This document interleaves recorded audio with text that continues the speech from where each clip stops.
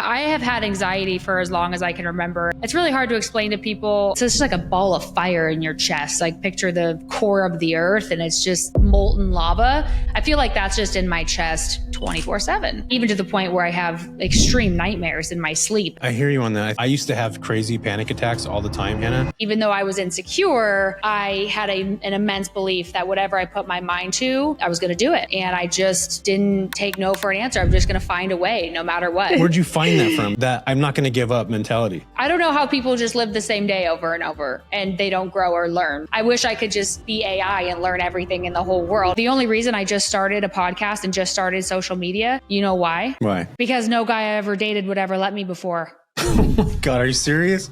I found Rich Dad Poor Dad by Robert Kiyosaki, who is now my dear friend and mentor, which manifests destiny. That's a true thing.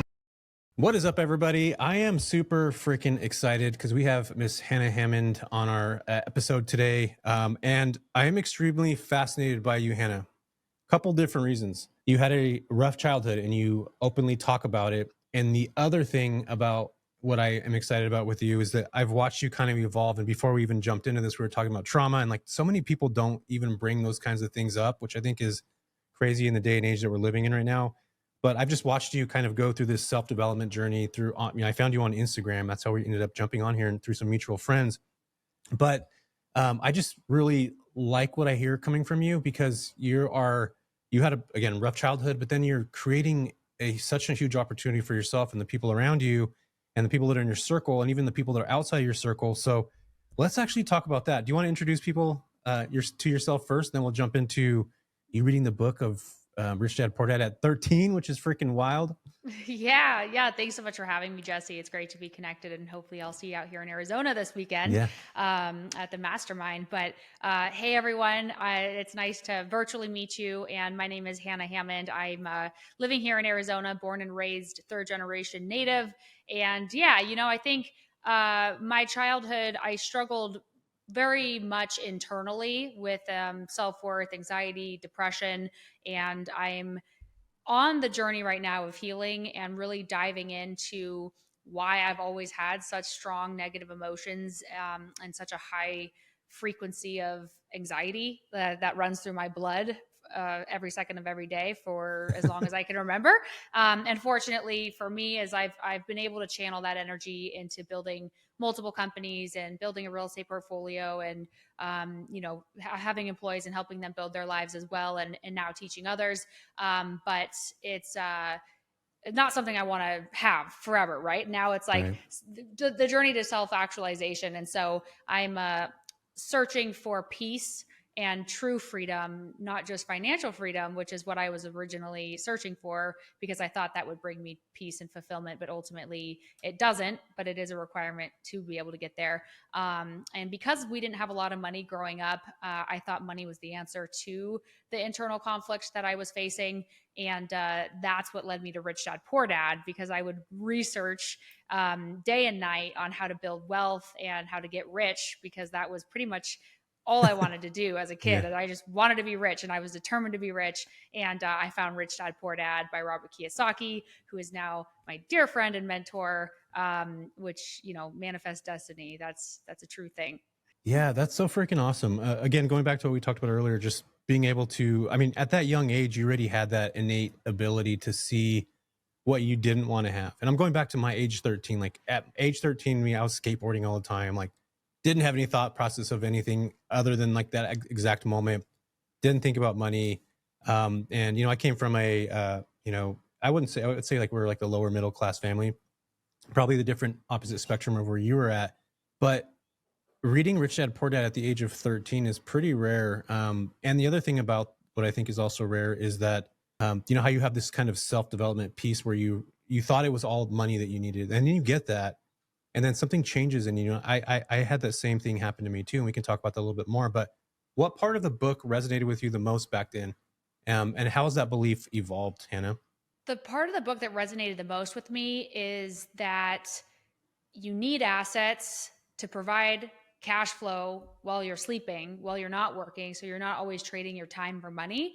Because if you're always trading your time for money, you're never going to have freedom. You're a slave forever. And I loved that concept because I felt like a slave. I didn't like being not having control over my life and not being able to get the things that I wanted or give the things that I wanted, and just feeling chained down, you know? So that was the biggest thing, is assets versus liabilities. What is a liability that takes that money out of your pocket versus what is an asset that puts money in your pocket? And how do I acquire more assets? And then those assets will provide cash flow forever, infinite returns, even after I die, for multiple generations to come. And then I'll pay for my liabilities and my fun things with those assets, knowing that the money will just keep printing and printing and printing. And that way I can spend it on the liabilities without having to go trade more time to make more money. Yeah. You know what's crazy though? Like, as I'm listening to you here, like, talk about this, your 13-year-old brain, which was still evolving and growing, by the way, and that's like the most, that's when it's growing, you know, at its most fast pace.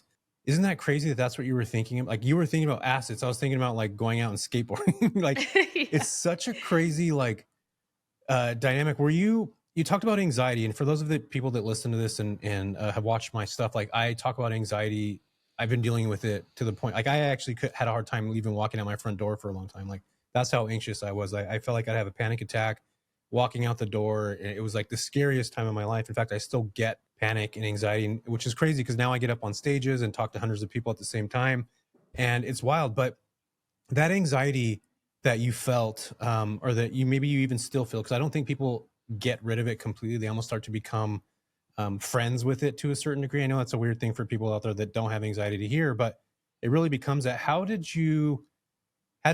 anxiety manifest in you, and has it changed at all? And then I want to kind of dive into a little bit more about self-development as we go along, but let's talk about anxiety for a minute, because, you know, like, we talk about childhood right now and how you grew up in an environment that you didn't necessarily feel comfortable in.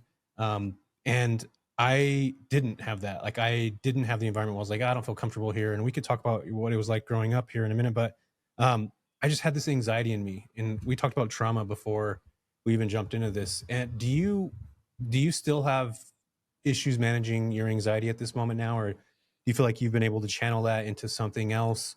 And how did anxiety manifest? I know that's a lot of questions, but I'm just so curious on just this process with people in general. Yeah. Yes, I struggle tremendously with anxiety still to this day. I'm medicated for anxiety. Mm-hmm. My goal is to get off of anxiety medication, but for right now, Yeah. it's serving its purpose and it's helped me tremendously. I got prescribed Wellbutrin when I was 25, and it was like day and night, pretty much right away when I got Yeah. on it. It just toned down the frequency of energy Mm-hmm. inside of me. And but I have had anxiety for as long as I can remember, and it's really hard to explain to people who don't have it, because people are just like, well, why don't you just calm down, right? And it's I hate that. Yeah. Just yeah, don't think that and way. Calm down. exactly. Yeah. And it's not like you're stressed. It's different than just stress of like situations. Like, I have crazy situations happen at work and in life, and I don't like emotionally freak out and lash out and have a crazy reaction. But it's just Right. like it's just like a ball of fire in your chest. Like, picture the core of the earth, and it's just molten lava. I feel Yeah. like that's just in my chest 24/7. Yeah. And even to the point where I have extreme nightmares in my sleep, and I wear like a Whoop watch, and my stress levels are actually higher in my sleep when I'm supposed to be resting and rejuvenating, than it is during my very stressful days managing my stressful companies. And so it's just been something, you know, I think it's like my body's been in a state of fight or flight forever. And Yeah. I think whether that was real or not real, like my environment wasn't horrible. Yeah. My little body may have thought it was horrible, like, but I Yeah. had food, I had shelter, I had care, I had love, I had all of the things that somebody needs. It wasn't like a horrible situation. Right. But as a child, like, the developing mind doesn't necessarily know that it's loved, seen, heard, taken care of, and that the world's not going to end. And so Yeah. I thought the world was going to end, and I still have that inside of me that I think I'm going to lose it I do all. too. Like, you know, and I I was think that too. talking, do you? Yeah. Yeah. But no, I try to be really present now, and I've developed the practice of meditation. I meditate at least 2 to 3 times a day now, just short, 5, 10 minutes at a time, just to recheck in with myself, get myself back into a state of calm. Because I get so lost in my thoughts and get so carried away, and my Yeah. body's just in a state of fight or flight. And I think I've noticed, there's been periods in my life where my anxiety is a little bit lower and periods where it's a little bit higher. Like, for instance, the past 6 months, it's been notched up a bit because I'm Yeah. scaling my companies. I'm starting a debt fund. I'm raising capital. I'm buying more assets. I'm starting a podcast. I'm writing a book. I'm doing like all these things. I was in a relationship with someone that I knew I didn't, wasn't my person. And I was just trying to convince myself he was, and we're amazing friends and I love him to death. And we did end up splitting ways. But like all of those things that just, when you say yes, and you keep saying yes and you try to talk yourself into it, your body will say no. Yeah. And ultimately that'll catch up to you. And it requires you to really tune in and be connected to your body and feel the emotions that you're feeling. And it's uncomfortable to feel those emotions, and it's easier to numb out. It's easier to just work and be zoned out, or it's easier to smoke weed or to go drink or to do whatever the things you do to cope. And so that's something that I've always done, is I've always just been escaping my feelings and just numbing that whatever emotions I have inside. And that's why I'm working really now to reconnect and feel those emotions. And so I can really process, because the answers are all in there. And when I start to reconnect and be like, okay, I am not anxiety, I just have anxious energy within me. Like, what is it trying to tell me right now? What is going on in my life that isn't in line and in integrity with what is right? What am I saying yes to that I should be saying no to? And when I start to really become connected and tune in, then I can start to make changes in my life, maybe slow down, maybe calm down on the businesses, don't scale too rapidly, don't be in a relationship I shouldn't be in, like chill out, right? And then that buzz will start to come down. Yeah, I hear you on that. I think, again, a lot of people that don't have anxiety don't necessarily understand what that feels like, that pit in your chest. And I think the thing with anxiety is it manifests in different ways with different people. Like I used to have crazy panic attacks all the time, Hannah. And I got on medication too. That seemed to help tremendously. And then I'm just like, I don't really want to take this anymore. So I weaned myself off. Panic attacks came back again, got back on it. So I've been on this like back and forth thing for years now. But one of the thing about the thing that we're in a position I'm at now is that my anxiety is no longer panic, like the fast heart rate. Like you can feel your heart rate, if you know what I'm talking about. Like before you get on stage, like that feeling of like, oh my gosh, like I have to talk to 300 people right now. Like people walk around feeling like that all day long, like exactly what you'd feel like before you get on stage. And I think I just want to give you kudos real quick. And anybody out there that has anxiety that does crazy things like Hannah's doing right now, she just listed off 7 things that she's doing this year. And to be able to do that with anxiety, to me, that's like having weights strapped on your back and you're like literally carrying all these things and having some kind of helmet that like doesn't allow you to think the right way. And just like, it's crazy to watch people with this type of, and again, I'm saying this because I've lived it and I'm going through it now. And I've always kind of really been harsh on myself. Like I'm tired of having anxiety and I've tried to fight it for so long. But as I've started to like mature and grow up, and I feel like this totally different sense now that it's actually quite a privilege to be able to carry this weight of this backpack that has all your friends and family, all your worries, all these things, which a lot of people do. But this is just an extra layer of something that is so difficult. And if you're able to show up for yourself that way, doing all those things that you're doing now to get you a position where you're at now with anxiety that could be crippling to a certain degree, I don't think most people understand what that actually really is. And I hope you take a moment, like as I'm talking about this, to like unpack that with yourself and see that like you've come so far and you've been able to do this all while struggling and dealing and overcoming anxiety. Cause I think it's this constant battle, right? You're always like, I got it today. Things are going to work out. Like I know with me with anxiety, the first 2 minutes of me waking up, tell me what my day is going to be like. Like I can feel anxiety sitting in my body. Exactly what you said. Like I woke up at night before with like this energy. Actually, it happened to me last night. I woke up last night and like at 2:30 in the morning and my body was vibrating. I don't know if you know what I'm talking about. There's like this literally like this energy that's just like, it literally feels like vibrations throughout your body.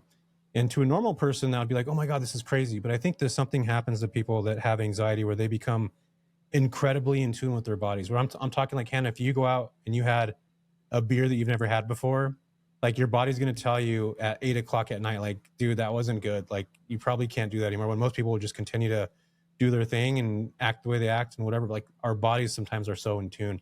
Does any of that resonate with you at all? For sure. Yeah, 100%. Yeah. So you know what I'm talking about. You totally get it. So let's talk about this right now. Like, let's talk about, a lot of the stuff that I watch from you on your content. You talk about this unwillingness, this drive of continuing to push forward and continuing to want to do more and continuing to put yourself in situations where you're going to manifest, Robert Kiyosaki or somebody like, I think it's freaking crazy that you probably thought about, you read that book at 13, now he's your mentor.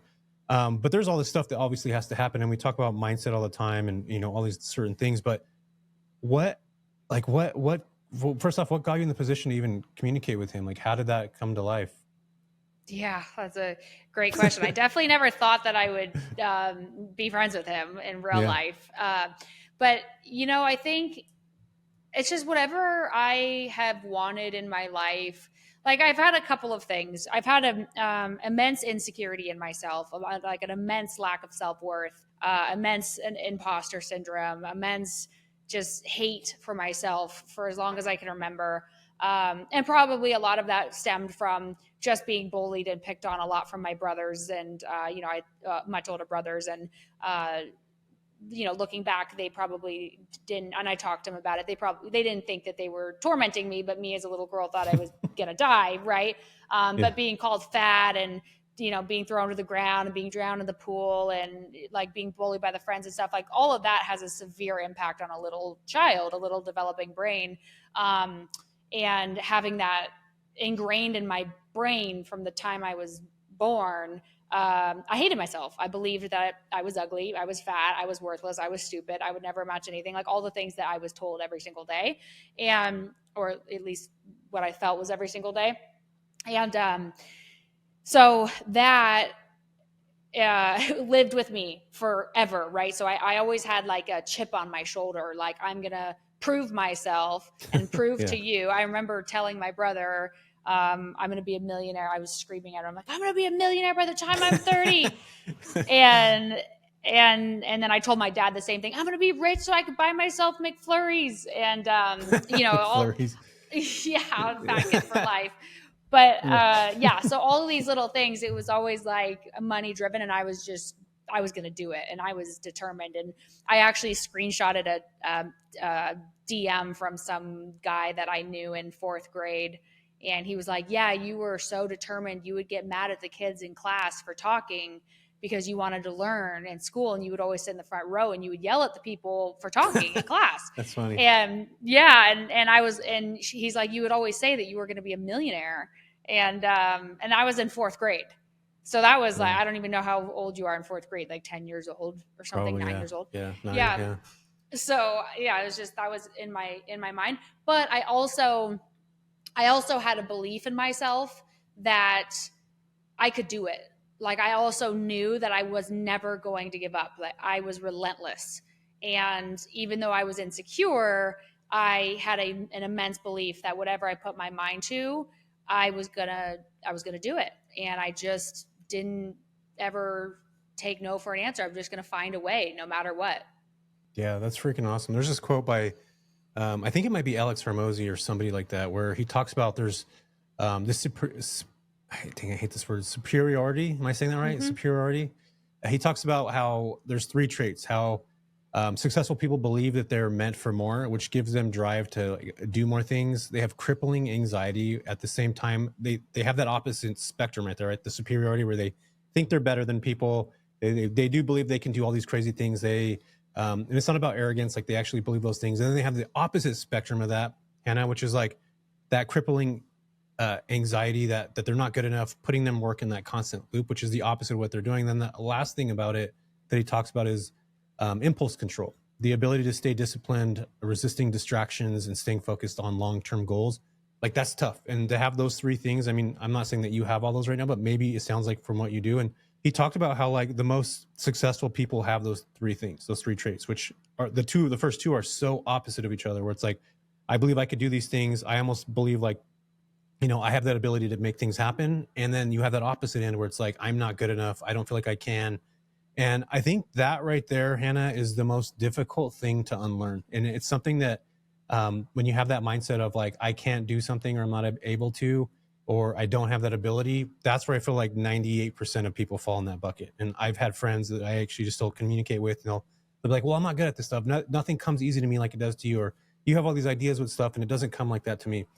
And I find it to be like, I don't know if this happened to you or if you've just always believed this about yourself, but you might have, it sounds like you were swinging on both ends of this, but we could talk about it.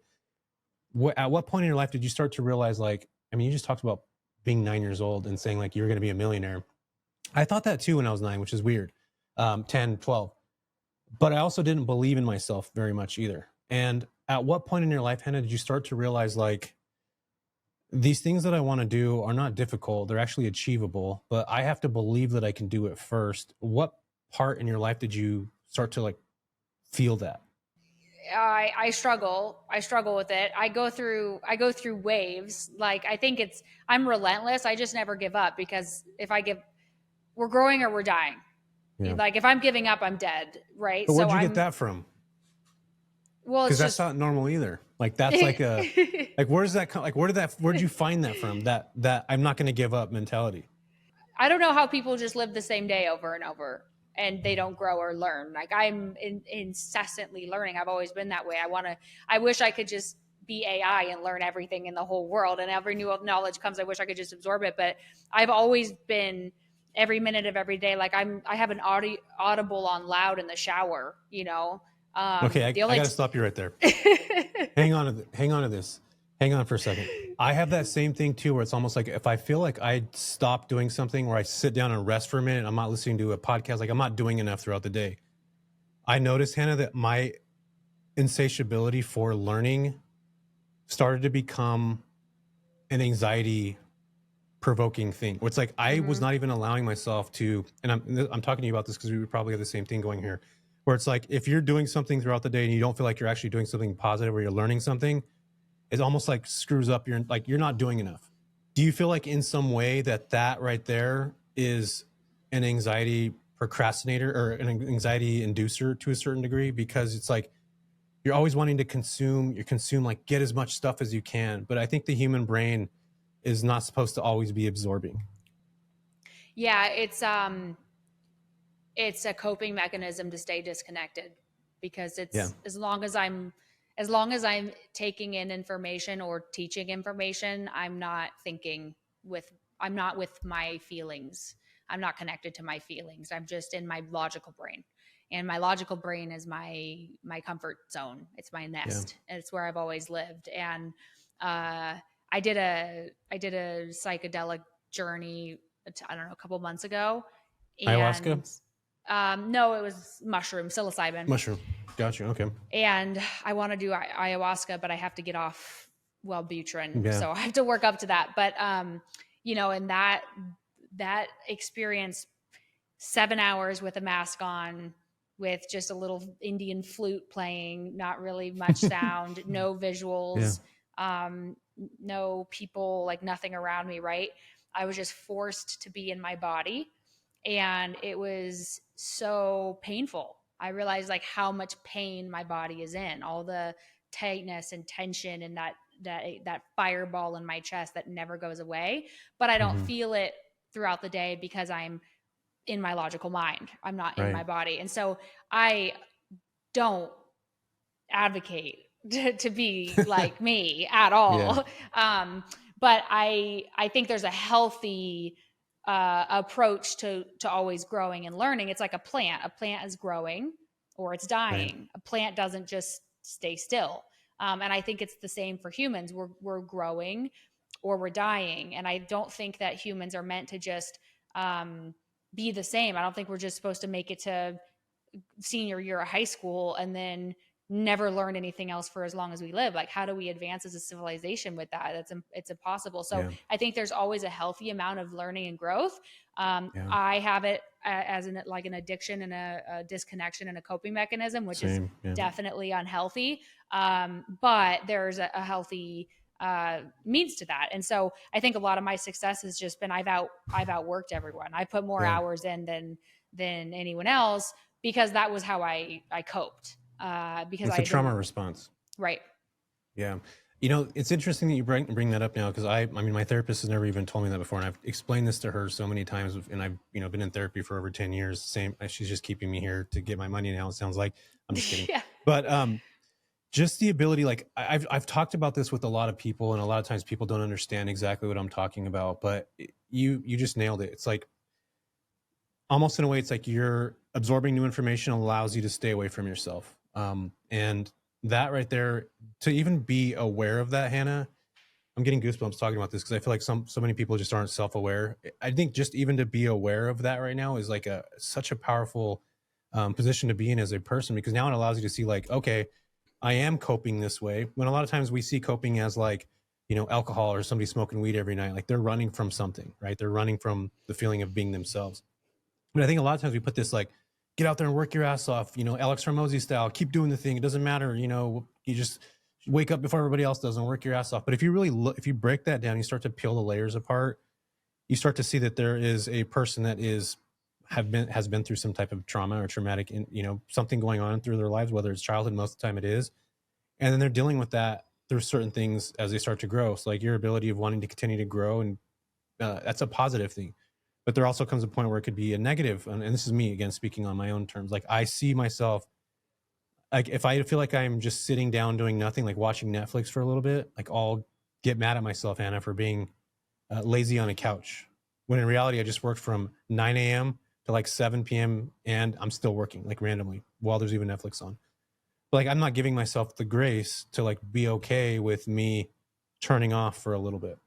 And I think there's a lot of people out there that are like, why would somebody take ayahuasca, or why would they take mushrooms, and why would they do this? Because I think a lot of times people that are in this environment of growing don't actually get a chance to stop and listen, like actively listen. And the cool thing about like, ayahuasca and even, psilocybin, all that stuff, that it gives you the ability to be present in a moment when our brains just don't necessarily allow us to do that, which I think sleep, when you go into a certain type of REM sleep and your brain starts to think all these different things, you don't actually get to be present with your own self in a way that you'd probably like to, unless you're meditating and you're doing all these things. But I feel like those kinds of things, which I haven't done yet, by the way, I would love to, and hopefully someday I would love to.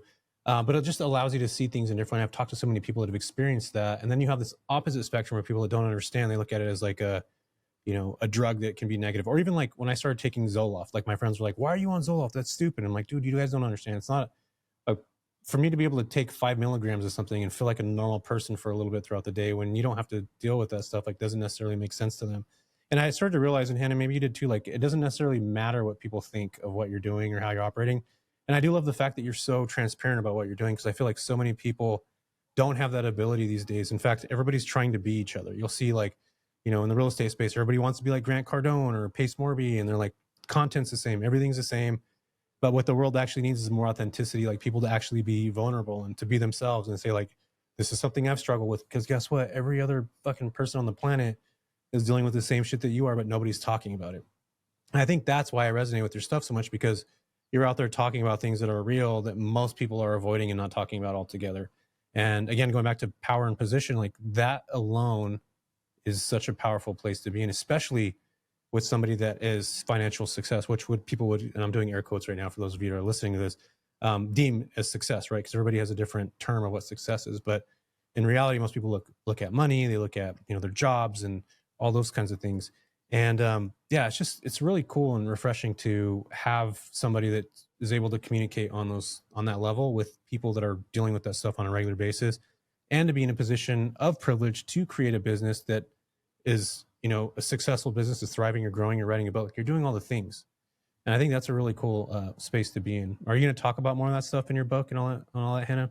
It's funny because I met Robert Kiyosaki, and you asked me how I met him. I Yeah. apologize, I forgot to answer. You're good. I'm in a mastermind called Genius Network, run by Joe Polish, who's an amazing, very well-known guy, and he's known Robert for many, many years. I think they met at a seminar like 25 years ago, and he knew that Robert was my hero, and so he made the connection, and so that's how we got introduced. But I told Robert when we met, I was like, yeah, I'm actually thinking about writing a book. Everyone's always told me I was going to write a book, and I always told them no, but now I think it's time I write a book. And he was like, well, what's it going to be about? And I'm like, I think just my story, and I wanted to be able to help other people and inspire other people to overcome the battles that they faced internally and externally, and that they can create a life of freedom.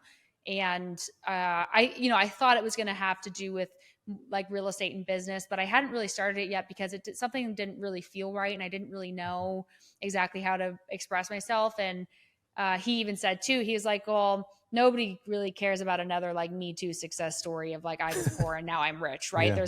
Nobody Right. cares. There's a million of those stories, and Yeah. that's like not the message you have to share.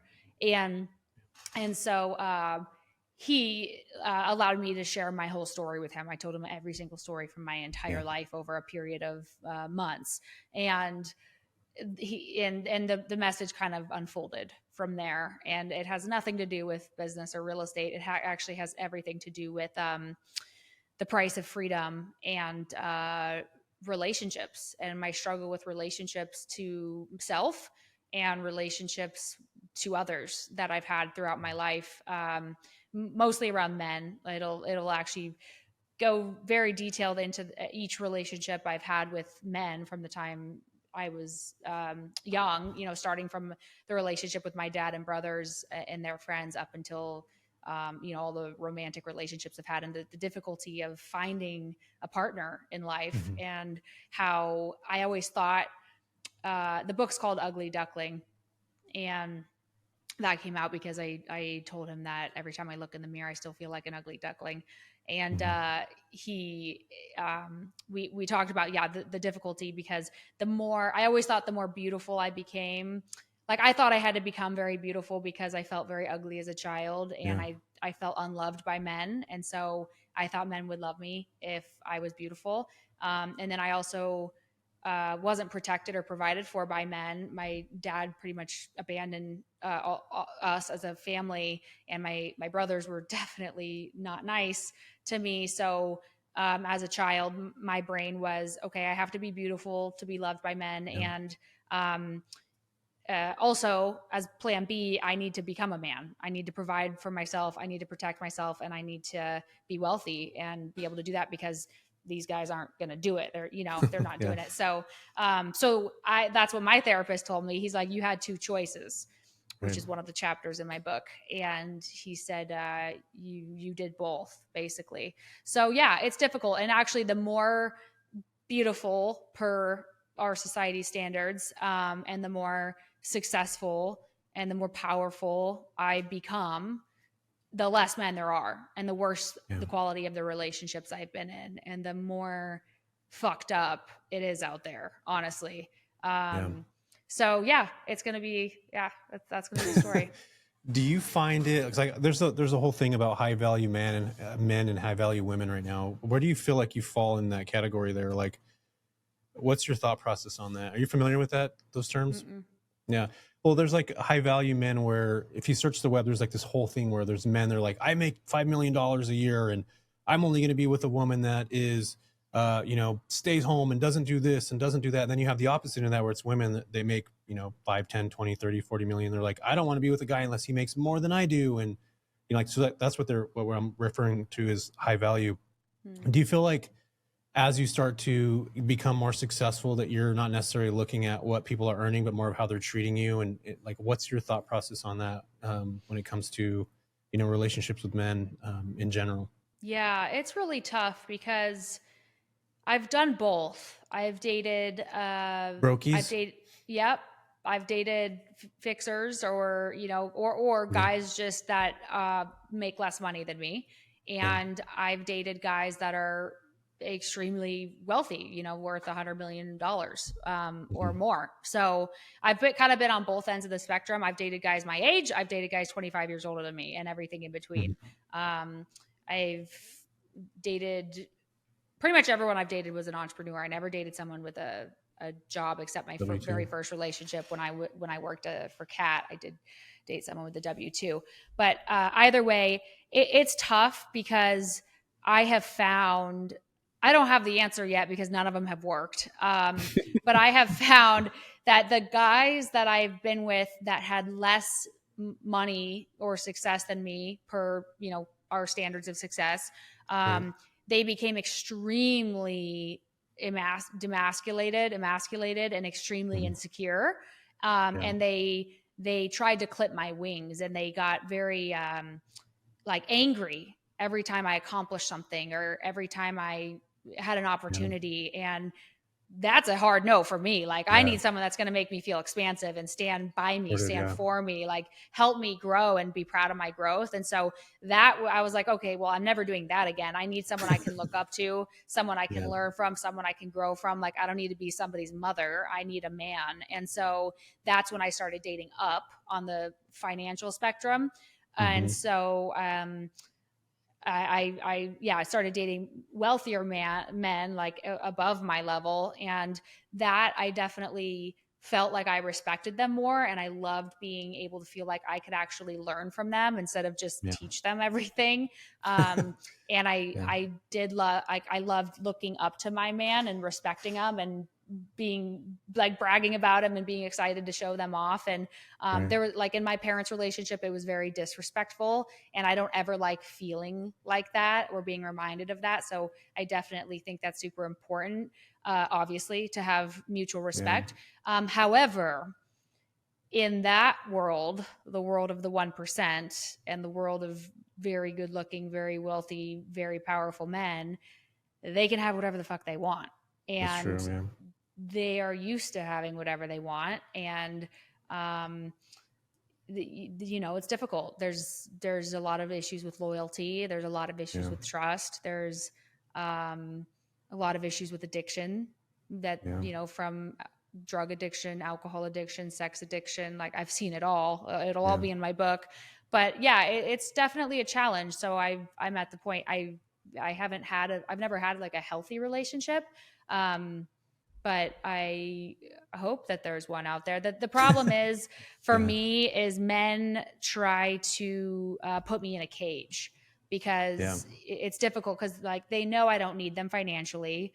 They know that I'm still I'm still in my shelf life. Like I'm still in my 20s, right? Eventually that'll start to go down as I age. But right now I could on paper have whoever I want basically. And they know that, I have lots of opportunities. My clients are men. I'm around business people all the time. And a lot of men that I've been with, they really, really struggle with that. And they become very controlling, very insecure, very untrusting.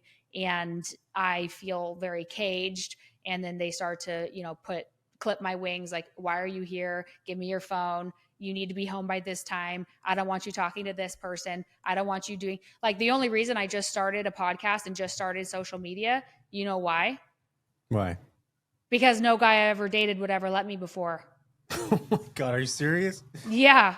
I've been wanting to start for a long time and I have not been allowed and I have given in. So, so it's been challenging and I understand the difficulty of that, but it's the same for me. Like if I'm dating somebody that's good looking and successful and kind and all of those things, there's girls all over them too. And so you have to have that mutual trust and that mutual respect. And it has to go so far beyond just you're hot and rich. Like that's not the depth of what a relationship should be about. Yeah. I think it's difficult for men to like, I know a bunch of super wealthy dudes and it's hard to put those people in a box, like because you're right, because they do get whatever they want and they have these crazy ability to make things happen like that they want to happen. I'm not saying that as a positive thing. I'm saying that as in like, I mean, it could be positive, but it's also, how do you ever expect to be in a relationship with somebody that can literally get whatever they want? They could, you know, go to, an event somehow and then there's, 30 different women that are after them. And to be able to feel comfortable with something like that. I think that's a tough position to be in too. And even outside the financial stuff, I think that's a really tough position to be in. But you just basically gave all the dudes out there a playbook on what you do want, Hannah. So if you guys listening to this, now you know if you're going to reach out to Hannah, probably don't reach out to her because you probably get a bunch of DMs and you're probably flooded with DMs everywhere. And I'm glad you're on social media because I would never been able to connect with you. And I think you're one of these people, and there's only a handful of people that I've watched, and I'm just like, she's going to be freaking big in like the next couple of years. Like I feel like right now, which is why I wanted to have you here, because I feel like you're going to continue to grow. And the reason why I'm bringing that up too is because you're check marking all these boxes of like, the financial stuff, which I want to get into right now too. You just talked about, men making, you've dated people that make 100 million and people that make, 30 million, 40 million, whatever it is. And the difference between the two. But also like, you said something in our conversation earlier, and this is something that I also struggled with, is I wanted to communicate and have a conversation with you about, because when I was a kid, I used to think too, Hannah, that money solved 99% of the problems. But until you come into money, you actually get what that feels like to make 100,000 a month or 200,000 a month. First off, it's pretty freaking awesome, but everything stays the same. Like you just are able to go out and do the things that you want to do, buy whatever you want, whatever it is, buy the house that you always wanted, but your own mindset still stays the same. And I think that's what was the biggest struggle for me, is because when I hit $1 million for the first time, I thought that it was just like this light switch that was going to go off, Hannah, and be like, you're going to be happy. Everything's going to be good now. Like you did everything that you said you were going to do, and you showed up for yourself, and everything is fucking going to be magical. But the reality of it is, like, you make $1 million and like nothing changes other than like, you're able to go do exactly what I said. And again, this is why I think it's so cool what you're doing, how you're publicly talking about, like, I'm going into therapy, or I don't know if you are going to therapy. I think you might've mentioned therapist, but yeah, you're doing all these things. You are. Okay, cool. Which means like you're going down that journey of self-development, like actual real, like understanding yourself. Cause I mean, we just talked about relationships and stuff. How are we ever going to be in a legit relationship if we're not able to understand ourselves first? And I think that's like, I've always heard people say that, but as I started to get older and I started to realize more, that's so freaking true. Like, how are you actually going to be able to put yourself into somebody else, or vice versa, when you don't have your own shit together, in the sense of like, you understand where your emotional intelligence is at and how you're connecting with people and all that stuff. So let's talk about this, like making your first mill. Did you have that same thought process that I did? Like everything is just going to be, it's almost like from going from black and white to color. Like you're just automatically, you're supposed to see things different. Everything's supposed to have a different hue to it. Your life's supposed to be different. Did you have that happen to you when you first made your first mill? Oh yeah. Yep. I thought that it was all sunshine and rainbows after that. And I had a rude awakening that it wasn't. My first fiance, I've been engaged I call it 2.5 fiancés. That's also a chapter in the book, 2.5 fiancés. But after I broke up with my first fiance, who had a severe drug addiction and is a felon, and all these things I learned after I was with him. I didn't know this when I started dating him, of course. But anyway, I had gotten to the point, I was really young. I was 21, and I had already gotten to the point where I had a decent amount of passive income. I wasn't quite a millionaire yet on paper. I had built up quite a bit of equity in my properties. I had a handful of, I think I had 3 rental properties, furnished rentals at the time. I was making like 65, 75,000 a year passive income. So I was financially free on paper. Yeah. This was, 8, almost 10 years ago. So 75 grand was plenty to live on back then. That was like probably a few 400 grand nowadays. But inflation. Yeah. But I bought a one-way ticket to Hawaii to escape, thinking like, all right, I'm just going to get out of here. I have money. I have rentals. I got I built up my assets. I'll let it pay for my liabilities. I'm just going to go relax. Maybe I just work too much. I'm just going to go live in paradise because my brother lived out there. And God, I was even more miserable. In Hawaii? Yep. Are you serious? Yeah. Tell me about that. Well, I realized work was 100% my coping mechanism, and it was 100% my identity. And the only value I had ever found in myself for as long as I have lived was in my production and what I was able to produce, because I had no value as a human being. And I still obviously struggle with that. And that's the work that I'm doing is, who am I without the businesses? Yeah. You know, who am I without the looks or being young? Like, who am I when I'm old? Am I still valuable? Do I still see myself as a valuable person? Who am I if I'm broke? Who am I if I'm not a CEO or a business founder or a multimillionaire or any of those things, right? And so many people, I was watching the author speak of Psychology of Money, and he said so many people have severe depression after they have a big exit, you know, thinking they've made it and now they're billionaires or 100 million or 10 million, whatever their number is. And their identity just all of a sudden is gone and they don't even know who they are. And I don't want that. Right. I want to be whole and full and be valuable and worthy just to be a human and just to be me. And so I think it was super important for me to realize, like, wow, no matter how much money I had right now, I still wanted to go swim into that ocean and never come back, you know? And so that was a really, really big awakening for me. And of course, the logical thing for me to do was just get my real estate license and go to work again. And that was the only answer I knew how. I didn't learn about, you know, this trauma stuff and start learning about reconnecting to self until much later in life.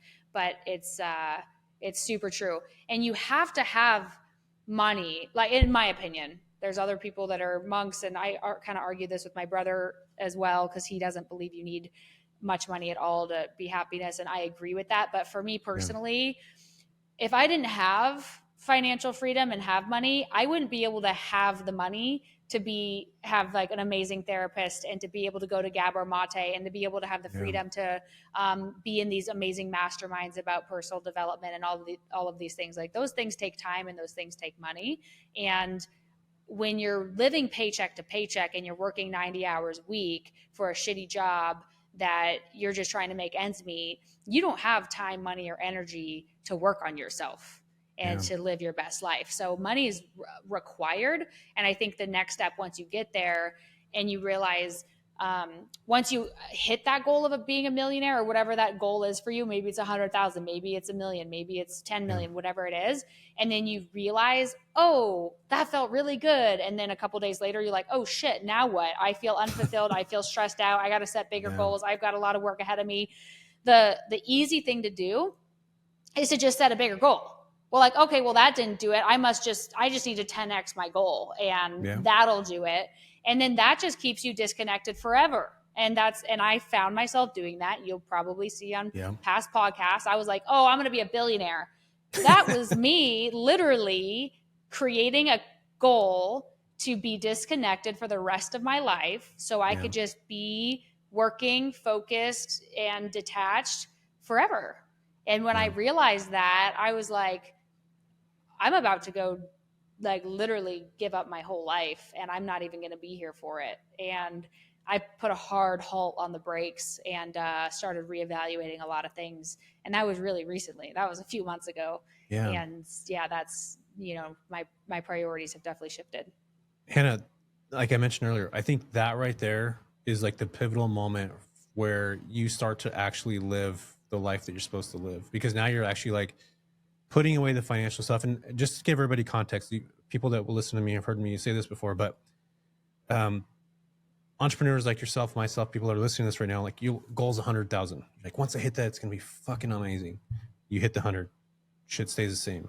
My goal's 200,000. You hit that. All right, we'll go to 500,000. You hit that. We're going to do 700,000 now. We hit that. I'm going to do 1 million. We hit that. 1.5. It's like this, the goalpost just continues to move and continues to move.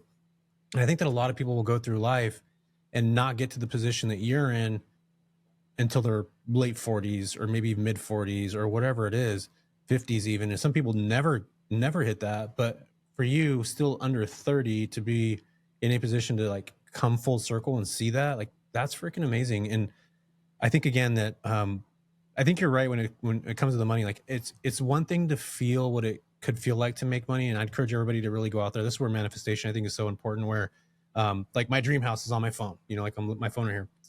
Backgrounds, like, I have it on my phone. I look at it every day. I can't wait to get something like that. I know I'm going to get it. Just not right now, but I will. And I'm manifesting those ideas. I'm putting in the work. I'm doing the stuff. but like I feel like you have to be in a position to have money to be able to give yourself that space where you're not chasing, like you mentioned earlier, where it's like, I'm not just trying to survive. Like I'm now like, I actually have a little bit of freedom. And for those of you that, yes, you do get freedom when you start to make, like, that's the one thing that you do get is you have the ability to kind of like, if I want to take today off, and I'm done. If I don't want to work tomorrow, call my assistant. Hey, block off the rest of my calendar for the week. Like I'm not going to do anything. We have that ability, which is awesome, but it also can be a curse to people like you and me, right? If we don't feel like we're doing the thing. But I think that sometimes people have to get that taste of what that actually feels like so they can start to realize like, yes, money does pay for me to get in the right rooms. It does pay for me to get in these right circles. It does allow me to have the ability to grow relatively quick. I mean, being in masterminds, sometimes it's 10, 20, $30,000. In fact, I'm in a mastermind at 75,000 a year. And I can tell you that I'm in rooms with people that are 100 times way more successful than I am, but like the ability for me to be able to talk to them and pick up one little nugget that can change my entire business or a relationship that can put me in a totally different trajectory. My mindset 10 years ago would never have allowed me to think like that. And I think that's where that unlearning of what we're taught and all these things, and just like, which is so cool that we live in this day and age, Hannah, where we can listen to a podcast like this and you'll start to just get little tiny nuggets of something, and it's a seed in your brain. And you'll start to see these things in life as you start to like absorb these kinds of things. You'll start to look at things in a different way. And it's such a position of, I feel that that's where the power comes from. Yes, money is power. Yes, I do agree to all that stuff, but also that ability to recognize and understand things within yourself. Like how much more powerful and how much more valuable is that when you attach money to it, that you're already doing that. Like you're understanding yourself now. I think that right there is it's a powerful place to be. And in this, you're only in a couple months into this whole process. So I super excited where the next year, 2020 or 2025 for you is probably this like extravagant year that you're going to do a lot of things. And I think you will, because you're starting to come into terms with yourself in your own life, in your own position. And again, I just find that to be super powerful and valuable. And you're going to learn a lot of Thank you. stuff. It's going to be cool. It's Yeah, no, super, I'm super cool. excited. And it's, I was at the Genius Network Mastermind, and this was just a few days ago, and there was the best pumpkin carver artist in the world. I'll send you his name. He's amazing. Like Yeah. the works of art he does, but he was talking and he was like so philosophical. But basically what I got out of it is I don't I no longer want to be driven. Like I have to do this. I gotta grind. I gotta go. I gotta make it Yeah. happen. I'm gonna do it, right? I don't want to be driven. I want to be called. And Yeah. I just want to be attached and connected to my true authentic self and know who that is and always be in tune with who that is and not worry about the outcome or producing or numbers or what business I need to be in or what this and that and that this and that. And I just want to be who I am and work on being the best I can be so I can show up my best for other people, have the greatest impact I possibly can have on this earth while I'm here, and be called to do the things that I'm called to do. And it was like I was listening to Steve Jobs, or maybe I was reading his book called oh no, that wasn't, yeah, I was listening to a presentation. I think it was a book, Presentation Secrets by Steve Jobs or something. But Mm-hmm. anyway, he said, I never worried about money. He's like, I was fortunate where my parents had money and it was never a conversation and I never thought about money. And all I thought about was my passion. And I just went after that. And the money came because I did what my calling was. And it just shifted my mindset because, obviously always in the past, it was force. Like, I have to do this. I have to do this. I have to get this. I have to be rich. I have to go, go, Yeah. go.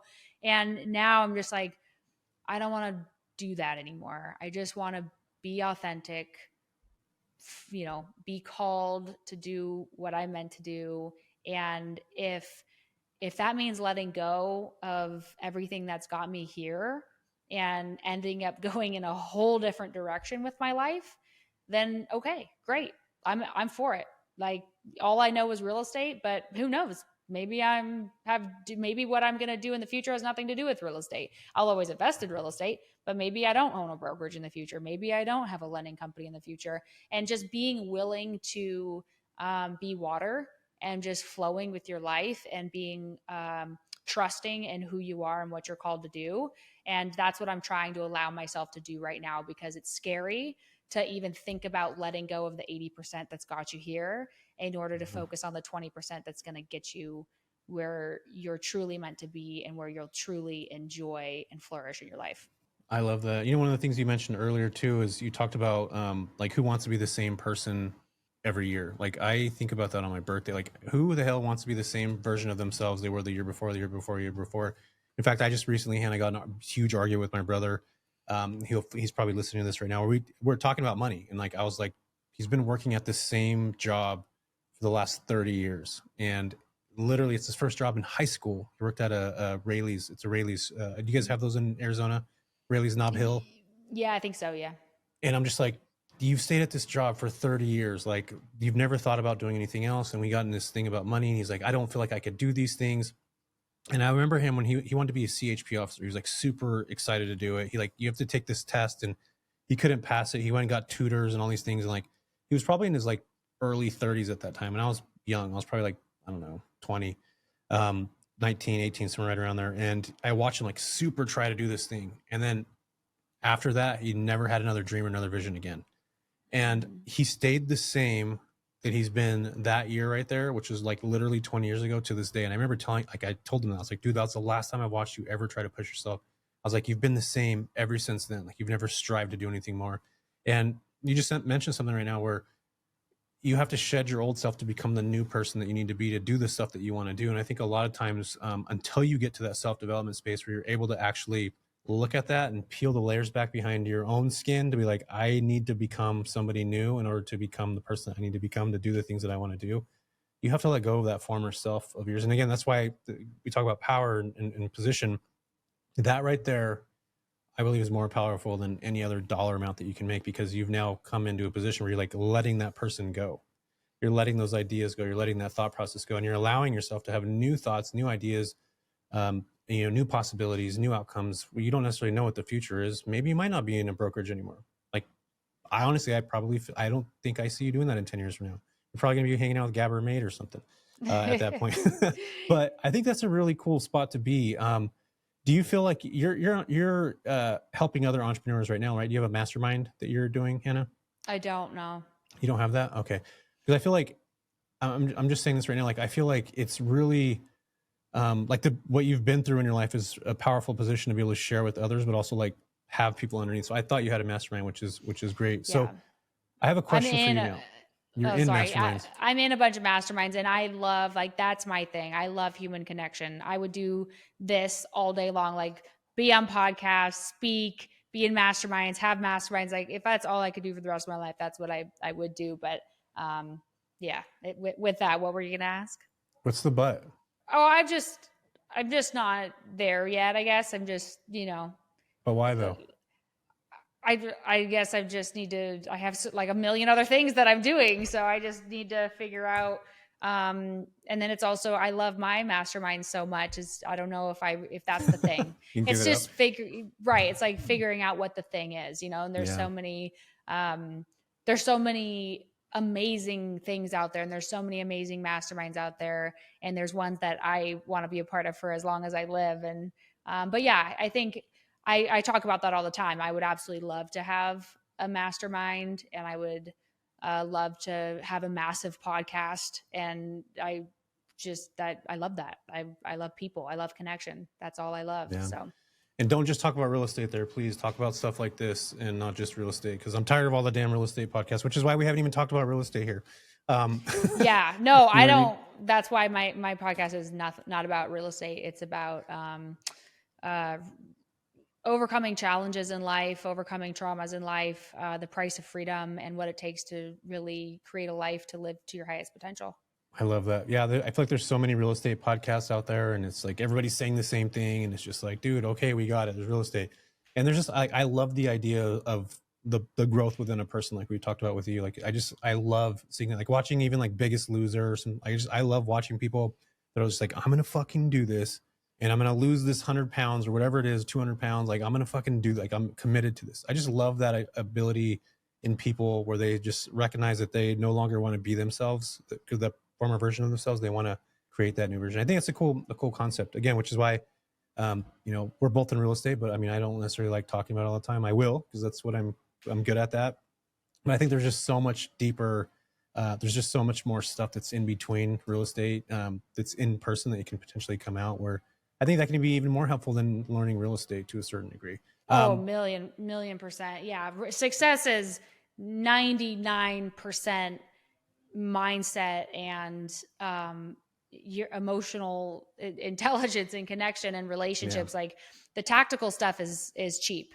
It's free. You could learn the tactical Yeah. knowledge anywhere and everywhere. There's a billion tactical knowledge for free all over the internet these days. But the emotional intelligence, connecting to self and healing yourself, that is what's going to elevate you. Because I was like you, where I didn't leave the house for 3 years other than Yeah. to show up to college to take my exams. I didn't even go to class for engineering school. I took class, I just read my textbooks.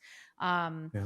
and you cannot ever reach your highest potential if you are absolutely crippled by your own thoughts. Yeah. And so that is 100% the most important thing to success. And I would have elevated way more faster if way more faster. I don't know if that's right, but way faster.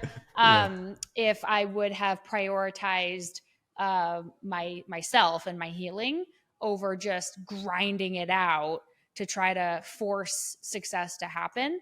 But you know, everything is as it is, and I'm very, you know, I have a lot of wisdom from the experiences that Yeah. I've been in.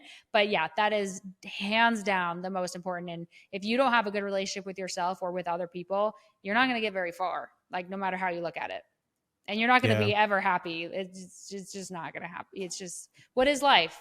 What is life if you don't have good relationships to yourself or other people? Like, what's the point? Yeah, I know. So let's actually dive into this before we jam out of here. For someone that's just starting out, facing doubt and just that uncertainty, what would the first step be to take them, to a breakthrough in that mental barrier? Like, what would that one thing be that we just talked about right now? Like, mindset is everything. What do you think that one first step is to break through that mental barrier? I would say the learning, reading, researching Gabor Mate and learning about the childhood trauma is super important, just to have an understanding of maybe where the doubt or the anxiety or the depression or the insecurities come from, because a lot of that develops when you're just a toddler. And you may have amazing parents. It's not about parent shaming or anything like that. Your parents probably loved you and they were probably great parents, or maybe they didn't and maybe they were horrible. But either way, it's great to learn about, because he says the primary trauma isn't necessarily being beaten or molested or like these horrible things. It's as simple as not feeling seen, heard, or protected as a child. And that happens in almost a lot. I don't want to say almost everyone, but in a lot of households, the child does not feel seen, heard, or protected by their parents, and that gets passed down multi generations. Because if you have parents who have trauma that they haven't dealt with and healed from, then they can't really see you as a person. They can only project their own wants, needs, desires, and fears onto you, and it's not intentional. They literally can't see your needs and desires. They can only see theirs. That's where like the narcissism develops, is really from the trauma from their parents, and that's how it keeps getting passed down. So just the knowledge of that first is just understanding that and working on yourself to do the work and heal. And then just going into the development, self-helps and development books. There'd be a whole list, but I would just Google that and start looking into all of that first before you start diving into the tactical knowledge of like the fix and flip calculators and how to buy a house with zero money down. Like, work on yourself first, get a good grip on who you are, fix your relationship to self and with your family and with others, and then the tactical stuff will come really easy, and you'll be able to flourish, and you'll really have a clear direction on where you want to go and why you're going there too. Yeah, I love that. I feel like you're spot on with that. A lot of times people will dive into all these things and not themselves. And I think your self-worth comes from self-development, and the universe won't provide you a dollar or a penny more than you think you deserve. Like, that is the absolute most, for me, it's a huge reality. And that comes along with learning. In fact, I just read one of Gabber's book. I think it was probably a couple of years ago that it came out, but it's called the Myth of Normal. I'm And reading have it you read now. that? Yeah, it's super, super good. I really like it because he really talks about how society is structured, this competition within each other. And he talks about individualism and, the widespread suffering and physical suffering that people have. And exactly what you just mentioned, like parents are passing it down to their kids. And it's just this like endless cycle until somebody stops that cycle and starts to learn at a deeper level, which again, most people don't do. It allows your kids to flourish in a different way, you to flourish in a different way. And I think it's just a powerful way of, seeing the world.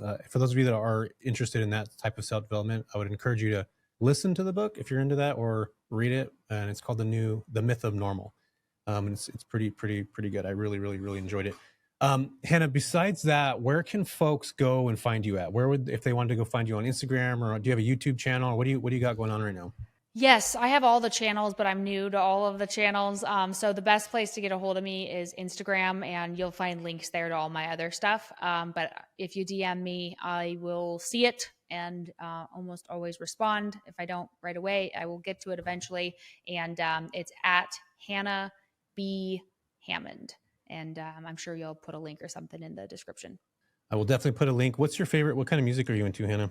I just like chill house music, cool beats, nice vibes. Chill house, nice vibes. What's one of your favorite bands right now?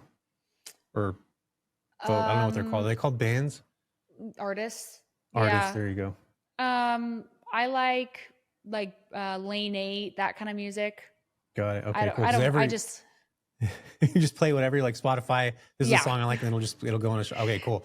The only reason why I ask is because after every episode, I usually put a song on that somebody likes, and it'll be the end of the episode. But I have a rapid fire stuff for you. You ready for it? I'm gonna go rapid fire. So you ready? Brightest Lights, Lane 8. I like that song. There we go. That's the song that we're gonna play afterwards. So hang out, and we're gonna listen to what Hannah listens to when we're done here. You guys will check it out. All right, rapid fire. What's the weirdest thing you've ever seen showing a house? Please tell me it wasn't like a pet squirrel in a suit or something like that. What do you got there? Oh, it was showing a commercial building because I do commercial real estate, and I opened up the locks and the gates, and after like 4 deadbolts, I get in there, and there was a crackhead in there and said, "You should lock this place up better." And then there was needles everywhere. Oh my goodness! All right, if you could sell one type of house to a client, would it be aliens or ghosts? Who would it be and why? Or let's say a commercial building. Aliens or ghosts? Yeah, you got to pick one of the two. You got to pick. Who would it be, and why would you choose that one? Like probably an alien. Okay, why? Because I could see it. I don't believe things I can't see. It makes me uncomfortable. I love that. Okay, cool. What is a random object in a house you've shown that you had no idea how to explain it to a buyer? Actually, never mind. You're in commercial. So we can't. I mean, can't use yeah, that. I do so, but I could do a commercial building. Let's hear it.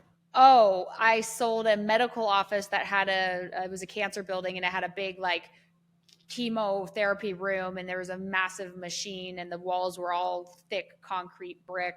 And yeah, you would have had to like blow up the building to get rid of it. No way. Definitely couldn't explain that technology. Did you sell it? Yeah. You're like, yeah. You know what? I forgot to ask you that. Was that weird being in commercial real estate as a woman, like early on? Because I've never actually seen, I have seen women, but it's usually like not in the early 20s that I see commercial real estate. Was that hard for you to like get into the good boys club, like in that sort of the world? Oh yeah, I'm still not in the good boys club. The good boys club will always be the good boys club, but they can go F off. No, yeah, it's fine. It's like everything, right? Everything's hard, but you just do it anyway. I like a challenge. All right. If you had to give real estate advice to a caveman, what's the first thing you'd tell him? Buy low, sell high. I love that. He's going to be like, whoa. Hannah, it's been a pleasure hanging out with you and chatting with you. I hope to see you this weekend. And you guys, you heard where she's at. Connect with her. She's doing the real estate stuff. And you got a lot of really good content. I really love what you're putting out right now. And for those of you that are wondering where she's going to be in the next couple of years, you're going to blow up. I feel it. I see it already. It's in your cards. It's already aligning. And I'm super excited to be able to interview you here on my podcast or on my YouTube channel. And I appreciate you so much for being here, Hannah. Thanks for showing up. Thank you, my friend. And I'll have to, when you fly out here, I'll have to have you in my studio and have you on mine. I would love to. Awesome. Well, thanks, Hannah. I appreciate you. All right. You too. See you, Jesse. All right. Here's a song that Hannah said, Lane 8. What was the song again? Brightest Lights. Brightest Lights. Thank you. Check it out.